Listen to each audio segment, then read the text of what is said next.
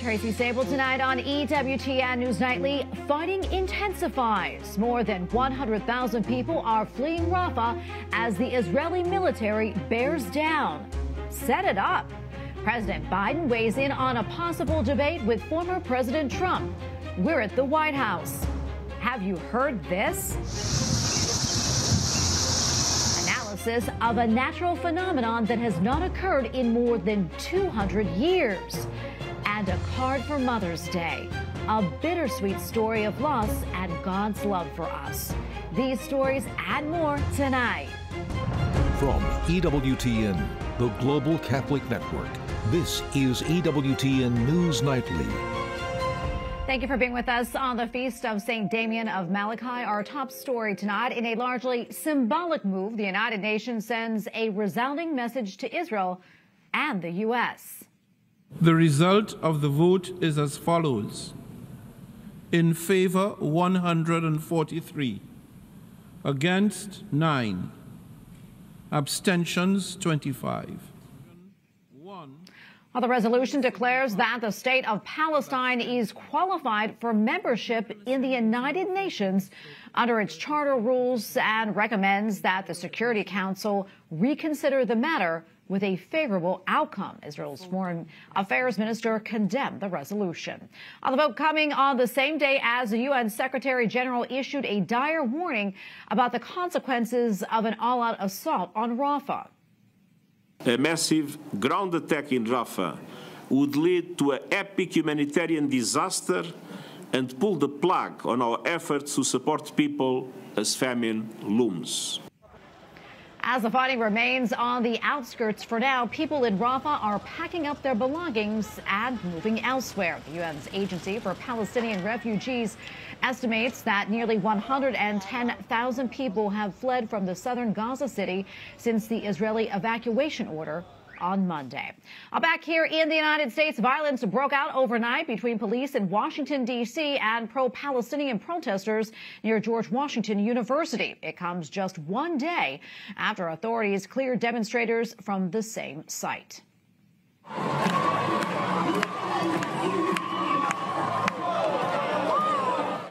The protesters taunted police as they tried to make their way towards university administration buildings, but were blocked by officers in riot gear. Authorities gave several verbal warnings before moving in. One person was arrested.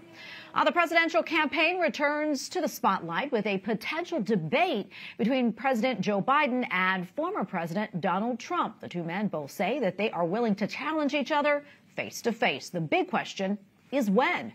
White House correspondent Owen Jensen reports. Owen? Well, good evening, Tracy. We pose that question directly to President Joe Biden, and his answer may be the strongest signal yet that he is willing to stand on stage with his arch rival and go head-to-head in a political showdown. President Joe Biden responds to EWTN News Nightly. Our White House team asked him when he would debate former President Donald Trump. He gave us a simple three-word answer. Watch. Mr. President, when will you debate President Trump? When? A short time earlier, former President Trump issued his own challenge to President Biden, posting on Truth Social. Let's set it up right now.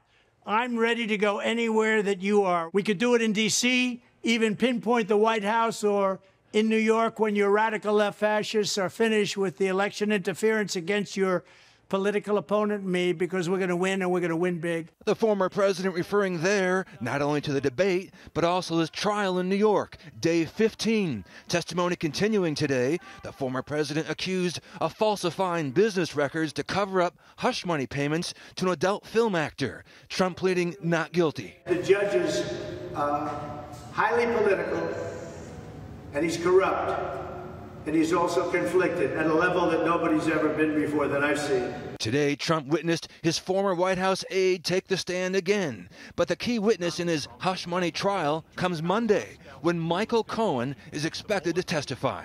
This trial was so horrible.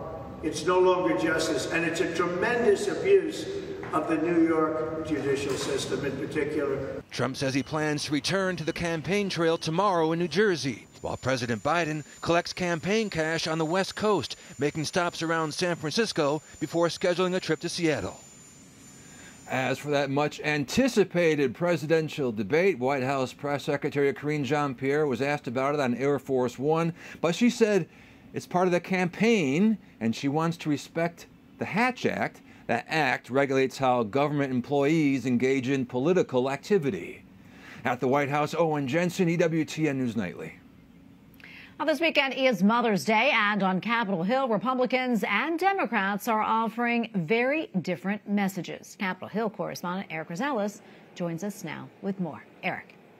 Good evening, Tracy. Yes, they certainly are. With the 2024 election just about 6 months away, the Mother's Day message was very different up here on Capitol Hill, in sharp contrast with each other. Democrats actually held a press conference stressing pro-abortion rights, saying that every woman should have the right to choose, while Republicans, well, they stood behind the introduction of a new bill titled the Moms Act, meant to expand pro-life safety nets and empower mothers with new programs and services.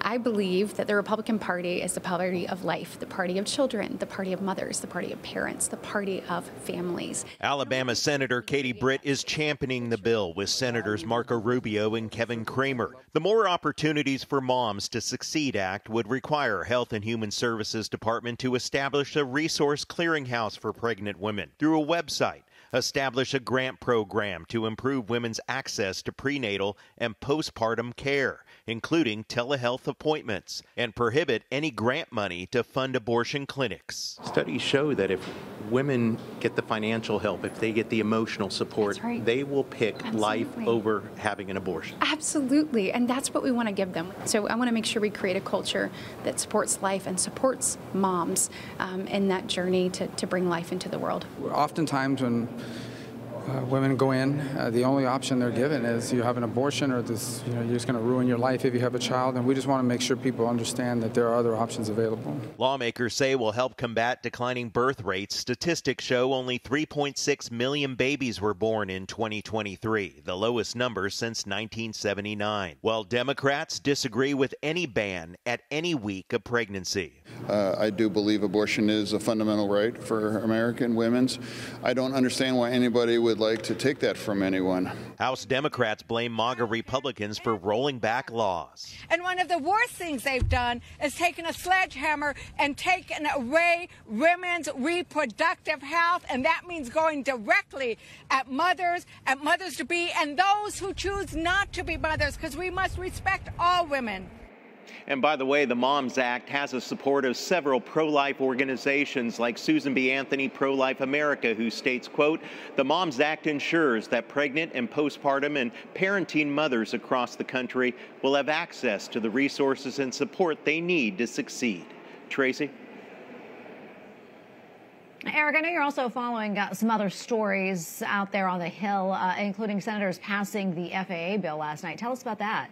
Yes, they certainly did. The Federal Aviation Administration Reauthorization Act, it's designed to improve safety and customer service for air travelers. Well, it did pass the Senate last night, and it now moves onto the House. But another story that I'm actually following is Republican Congressman Corey Mills of Florida. He formally filed articles of impeachment just today against President Joe Biden over his recent comments about withholding offensive weapons from Israel. Congressman Mills says that he accuses Biden of abuse of power and says that his constitutional duty is to follow what Congress passed, that is to give aid to Israel. The White House, that is, calls the impeachment ruling ridiculous. I'll continue to follow that story next week. Tracy? All right, thank you, Eric. And now to the immigration crisis. The Attorney General of Texas says a Catholic nonprofit group near the border needs to be shut down. Republican Ken Paxton says Annunciation House in El Paso is guilty of, quote, systemic criminal conduct that is helping people illegally enter the U.S. from Mexico. Annunciation House did not immediately respond. In February, it said similar claims were made by the Attorney General were illegal, immoral, and anti-faith. That for analysis, we turn to Art Arthur, resident fellow in law and policy for the Center for Immigration Studies. Art, great to be with you. Tell us more about the Attorney General's claims against Annunciation House. I understand this isn't the first time that he's tried to shut it down. Yeah, no, this back in December 2022, Texas Governor Greg Abbott asked the AG to investigate non-governmental organizations, and Annunciation House is such an NGO, for their role in the border crisis. And in response to that, in February, the Consumer Protection Division at the AG's office sent a document request, told them that they wanted documents within a day. That started a legal battle between Annunciation House and Texas Attorney General Ken Paxton over the production of those documents, which has since become a fight over whether Annunciation House is violating Texas law by sheltering people who had evaded Border Patrol apprehension. So, you know, this is one of those cases that sort of has a strange trajectory, but it really comes down to AG Paxton's contentions that Annunciation House is giving shelter to individuals not who were arrested by Border Patrol and released, but who evaded Border Patrol, made their way into the United States, and are now in El Paso. All right, so what's different about this new case, and has Annunciation House issued any response? Yeah, there hasn't been a response to the latest filing by the Attorney General. Back in February, he asked the judge, Francisco X. Dominguez, to shut down Annunciation House because they failed to comply with the original document request that was made on February the 7th. This contention is a new one based upon what Paxton says are public documents that indicate that Annunciation House is violating Texas smuggling law. So, you know, it's going to be up to the court to determine where it goes, but the court has already complained that it fears that Texas has ulterior political motives, which is a word that he used, in bringing this matter. But it really does, you know, sort of pit faith-based organizations against the secular authority of the state in compliance with secular law in the state of Texas. So it'll be interesting to see how it comes out. It'll also be interesting to see the evidence that Paxton presents against Annunciation House to prove his claims. We have about 30 seconds left or so, Art, but how do you think this could impact other Catholic groups doing work on the border? So there are a lot of Catholic groups that do work on the border. I've been to a number of faith-based shelters, primarily Catholic, down there. And they do, in fact, play a key role in helping migrants who have been released by Customs and Border Protection make their way into the interior of the United States to provide for themselves on this side of the border. If the contentions that Paxton makes are true, you know, this is completely different from that. Again, most of these organizations comply with the rule of the letter of the law, in fact, to take federal money to do it. Whether Annunciation House has done what Paxton says, that's a different issue. All right, I'm going to leave right there. Art, great to be with you. Thank you so much for your insights. Thank you for having me. Well, it may be the first reversal of its kind in the U.S. A Virginia school board voted to restore the names of Confederate leaders to 2 schools 4 years after the names were removed. After a vote by the Shenandoah County School Board, Mountain View High School is now Stonewall Jackson High, and Honey Run Elementary is now Ashby Lee Elementary. The board says when the names were first changed in 2020, the process lacked due process. One dissenting board member said that he thought the majority of residents wanted the new names to remain. And we have a lot more still to come here on EWTN News Nightly, including, listen to this. In parts of the United States, there is a lot of buzz about cicadas. An expert tells us why.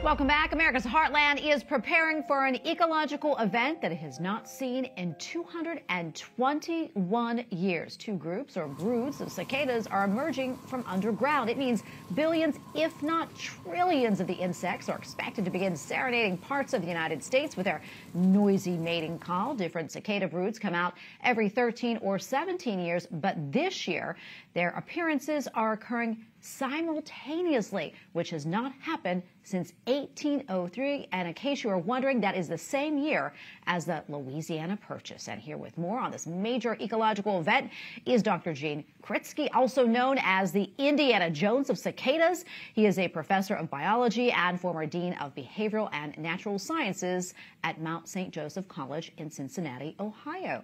Dr. Kritsky, thanks for joining us.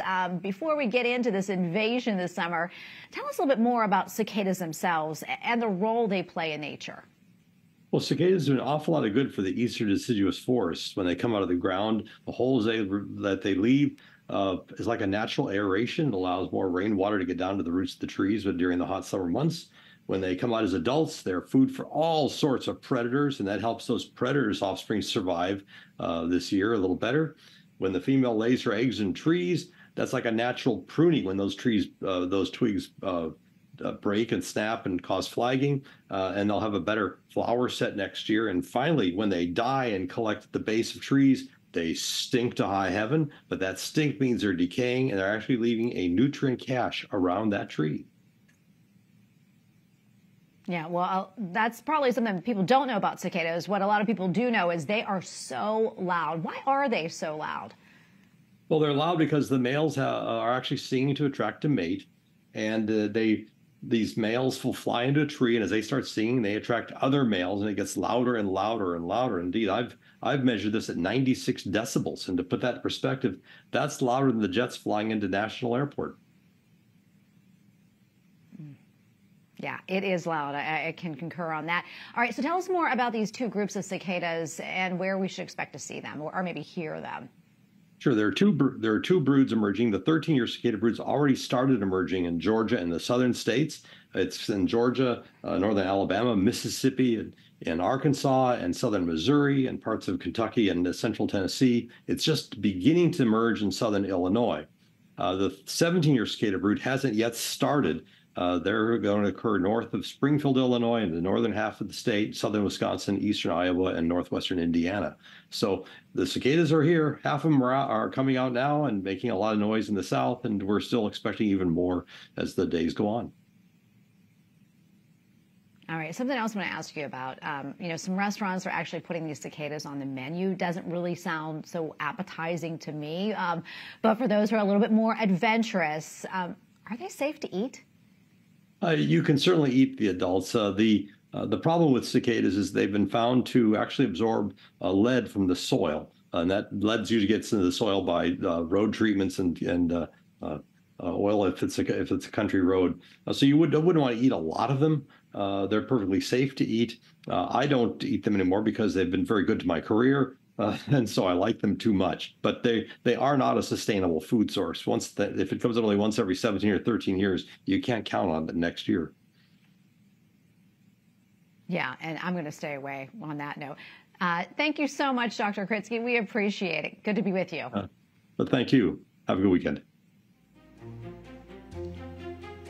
Up next on EWTN News Nightly, Grace and Forgiveness, a closer look at the ancient tradition of Jubilee years. Plus, as we approach Mother's Day, one remarkable story of loss and discovery.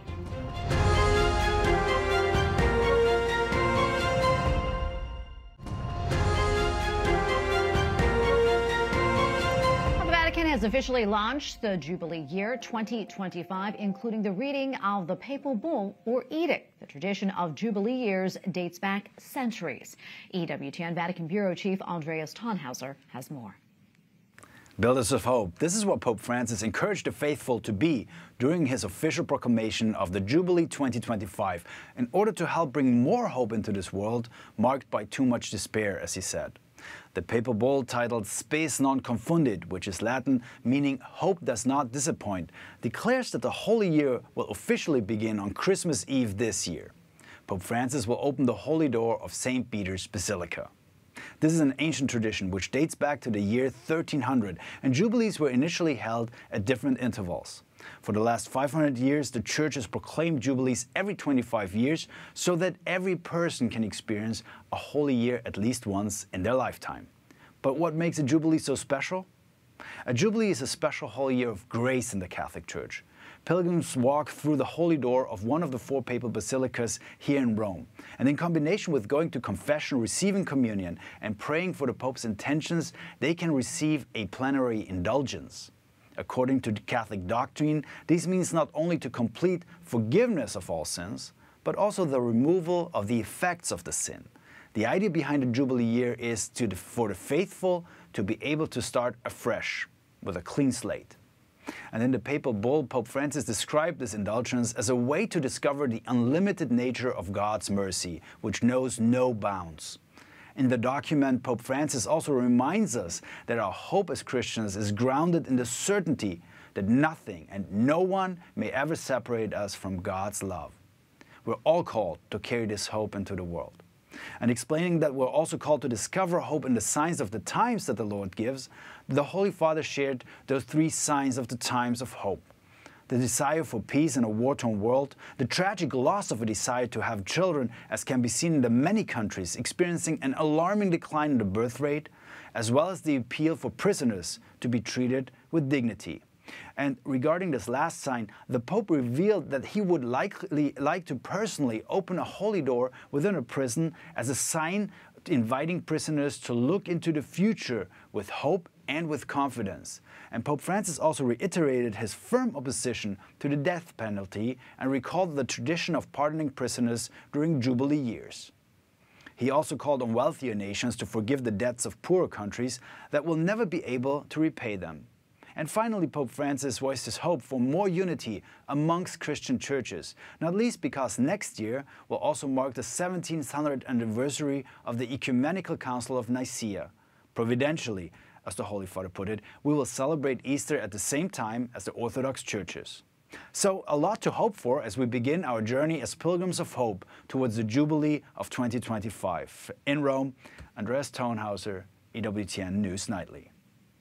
Well, finally tonight, Mother's Day is this Sunday, and while it is not a liturgical observance, it is a day set aside to honor mothers and the beautiful vocation of motherhood. However, for some, Mother's Day can be difficult, especially for those who have suffered a miscarriage, struggle with infertility, or who've lost a child. Mary Alexander of Woodbridge, Virginia, knows all about the pain of losing a child.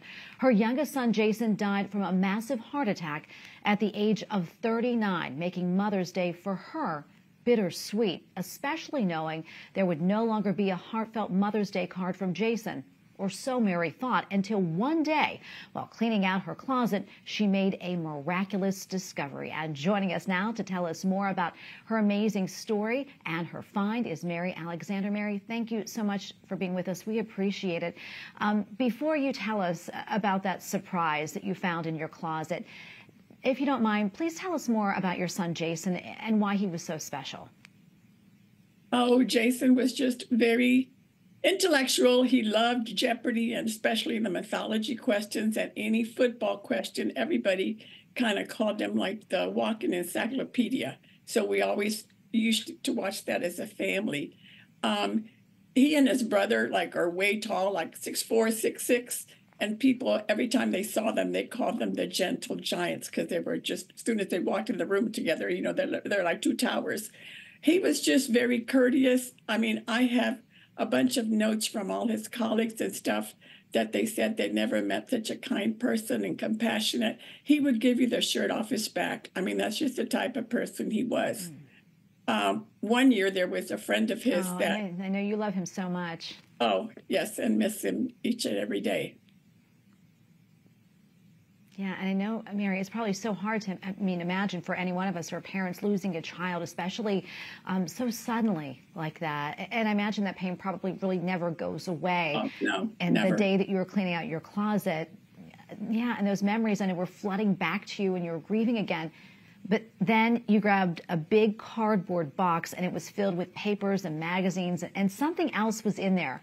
Could you tell us about that? As I was going through the magazines, I just took a big chunk out and started going through them. And all of a sudden, this envelope was on top, and it caught my eye. And it was addressed to our local newspaper at the time, the Potomac News.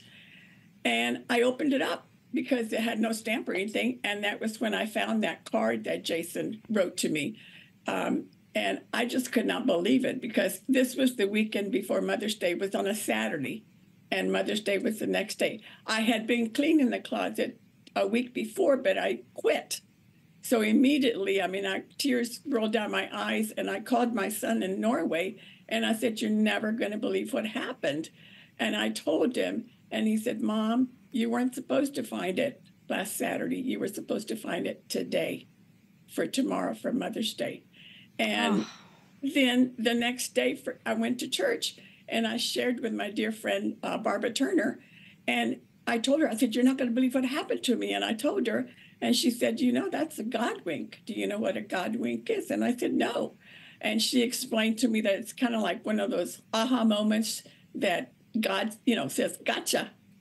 And so that's when I found out what it was. And she said, "You should really share that."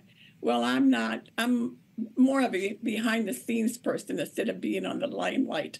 So anyway, it took about a month or so, and I went online and I started reading God winks that people had, you know, through Squire Russell's website. And I started reading, and the more I read, I said, you know, I probably should share, never thinking anything of it. And I shared, and the next thing I know, Squire Russell is calling me to do his segment on the Kathy Lee and Hoda show on NBC, and the rest is history. He just called me on Tuesday telling me that Fox Digital News was covering it. And then last night I got a call from Ryan from your station, and here I am. So it's just kind of, to me, spiraled out of control. And it's been 11 years since Jason passed. It's amazing. Very. Wow, True. Mary. Oh, it's so amazing, Mary. Thank you so much for sharing this story of about your son and God's immense love for you and for all of us. We really appreciate it. I know your story is going to be in an upcoming book about Mother's Day from the God Wink series. So we can't wait to read that. Yeah, Mary, thank you so much. We appreciate it. And happy Mother's Day to you. God bless you. And you too. And I really want to thank Louise and Squire Russell, because this wouldn't have happened if it hadn't have been for them. Oh, yeah. Thank them too. Okay. What a blessing. Thank you. And God Thank you very bless much. God bless you too. Bye-bye. And we thank all of you for watching tonight. Remember, you can follow us on social media, Facebook, X, and Instagram at EWTN News Nightly. I'm Tracy Sabol. Good night. God bless. And happy Mother's Day.